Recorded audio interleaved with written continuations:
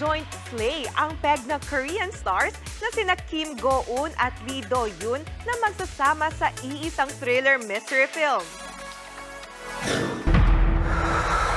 관부 매업지의 질천불 수호인신 연기 가세 자해 60갑자 종불화생 위아도제 복입 전문이라.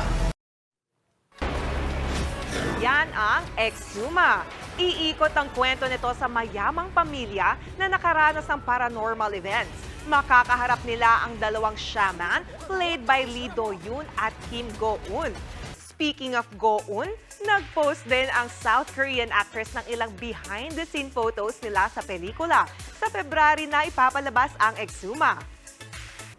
Mga kapatid, Jania Lipon po, laging maging updated sa latest sa entertainment and lifestyle para maging una sa balitaan. Bisitahin at mag-subscribe na sa social media pages ng News 5.